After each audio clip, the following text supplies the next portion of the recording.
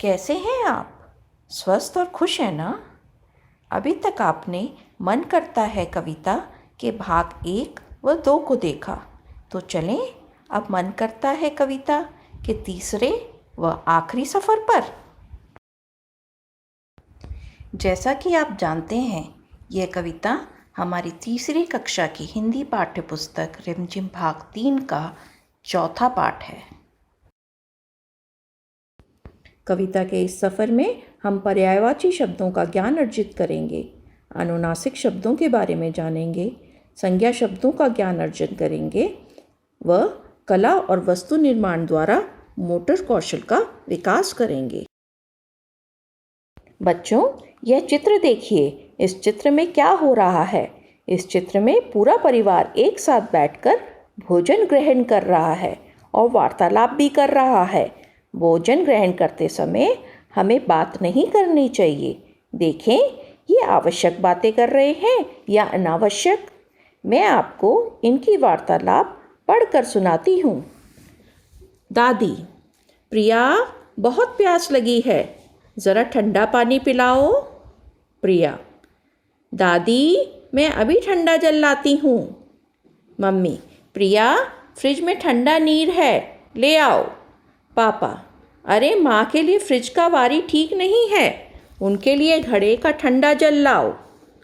अरे ये क्या, दादी ने तो पानी मांगा था, कोई उन्हें जल, कोई नीर व कोई वारी दे रहा है। क्या ये लोग उनको सही चीज़ नहीं दे रहे? नहीं बच्चों, ये बिल्कुल ठीक वस्तु दे रहे हैं। असल में जल, नीर, वारी का अर्थ एक ही है। इन समानार्थी शब्दों को हम पर्यायवाची कहते हैं। अब आप पर्यायवाची शब्दों के इन उदाहरण को देखो। चंदा चमक रहा है, चंद्रमा धरती से बहुत दूर है, शशि अपना आकार बदलता रहता है। बच्चों, इनमें लाल से अंकित शब्दों का अर्थ एक ही है।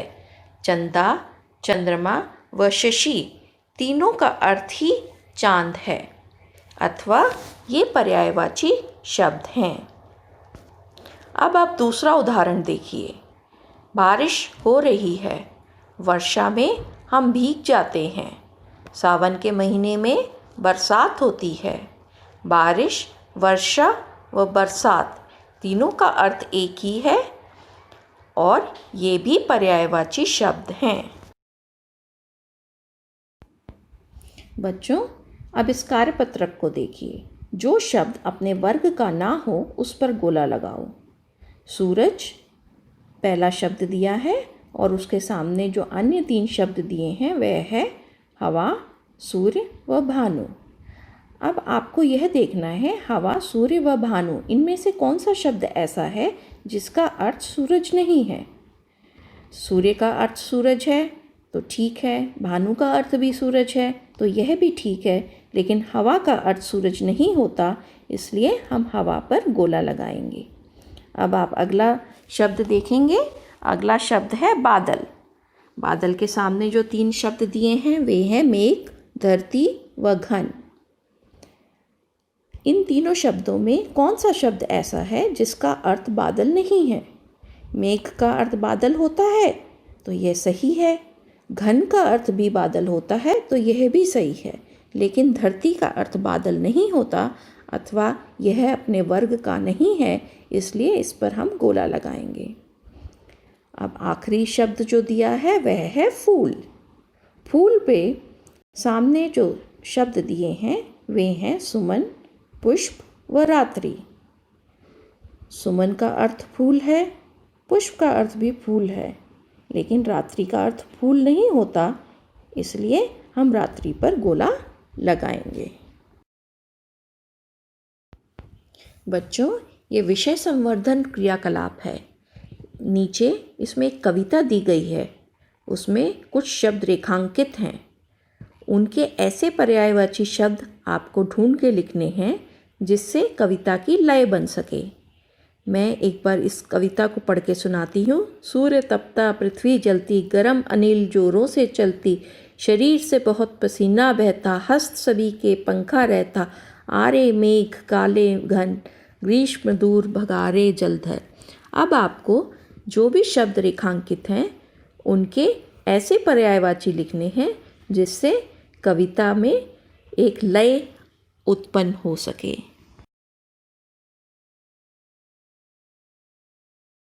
बच्चों, हिंदी भाषा में अनुस्वार व अनुनासिक का बहुत महत्व है, तो चलें इनके भेद व महत्व को समझें। ये दोनों ही अंग के रूप हैं। अगर हमें पता ना हो कहाँ अनुस्वार लगाना है व कहाँ अनुनासिक, तो हम अर्थ का अनर्थ कर सकते हैं। जैसे उदाहरण के तौर पर हंस व हंस। हंस एक पक्षी है व हंस हंसने की क्रिया, हा हा हा हा हा। अनुस्वार का उच्चारण करते समय मुख से कम व नाक से अधिक आवाज़ आती है। यह शिरोरेखा के ऊपर लगाया जाता है। इसका लिपि चिन्ह है बिंदु। इसके उदाहरण हैं पंख, चंचल, कंठ, यंत्र इत्यादि। और अनुनासिक क्या है? अनुनासिक का उच्चारण करते समय मुख से अधिक व नाक से कम आवाज़ आती है। जैसे आँख, माँ, कुआं, धुआं। इसे भी शिरोरेखा के ऊपर लगाया जाता है, परंतु चंद्र बिंदु के रूप में। इसीलिए इसे चंद्र बिंदु भी कहा जाता है। चलो अब हम मनकर्ता कविता में उन शब्दों को ढूंढें जिनमें अनुनासिक का प्रयोग हुआ है। मिले आपको ऐसे शब्द? जी हाँ, वही शब्द जिनकी शिरोरेखा के ऊपर चंद्र बिंदु हो। तो ऐसे शब्द हैं कौन से? मिले?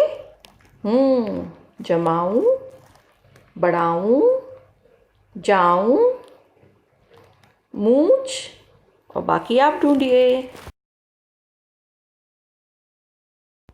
बच्चों, इस कार्यपत्रक में कुछ शब्द दिए हुए हैं।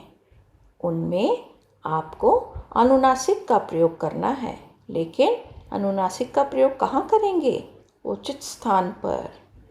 ठीक है, कर पाएंगे ना? बच्चों, एक बार पुनः इस कविता को देखो व इसमें कुछ ऐसे शब्द चुनो जो किसी के नाम हो। मिले ऐसे शब्द? जी हाँ, सही कहा। सूरज, चांद, तितली, कोयल इत्यादि। संसार में हर वस्तु का कोई ना कोई नाम होता है। जैसे व्यक्ति का नाम राम, श्याम, रहीम। वस्तु का नाम पंखा, घड़ी, बोतल। स्थान का नाम जनकपुरी, नोएडा, खिचड़ीपुर।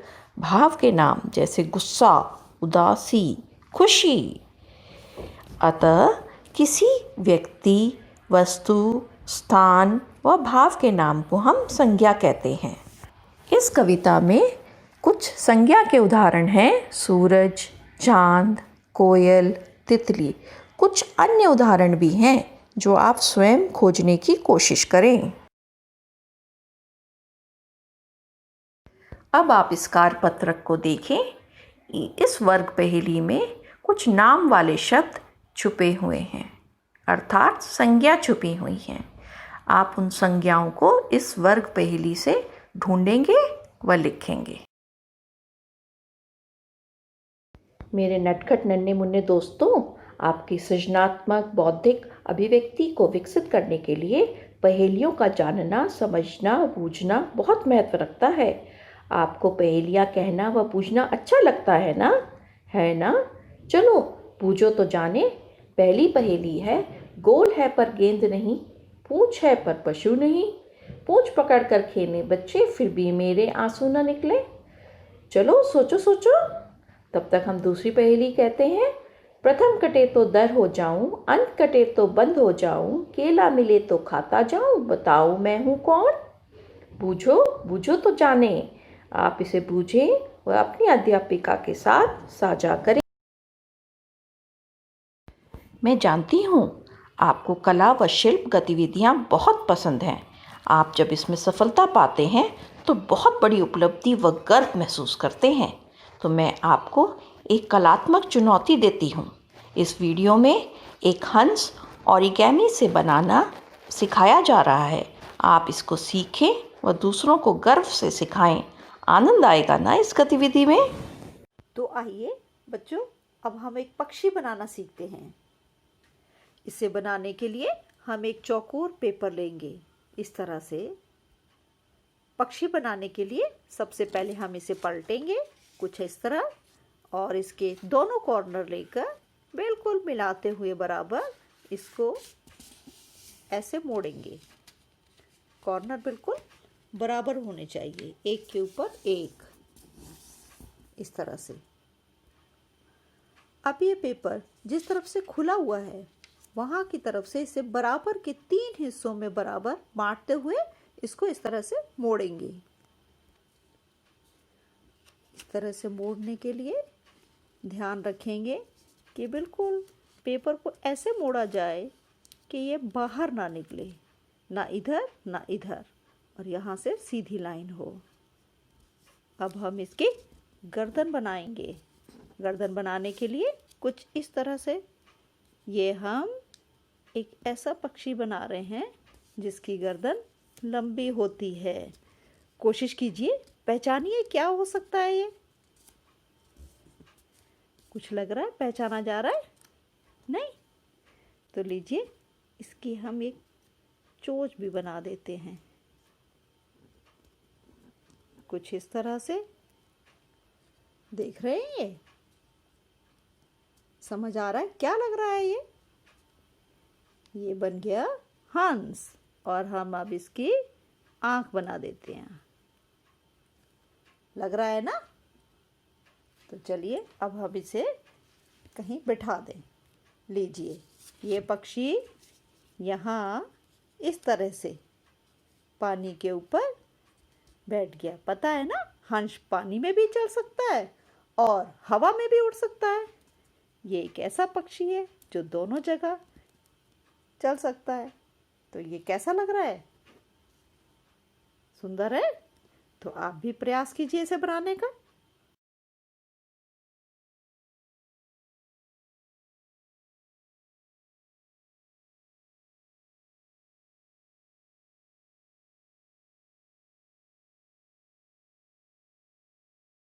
स्वस्थ भारत खुशहाल भारत, इसलिए स्वस्थ रहें, खुश रहें।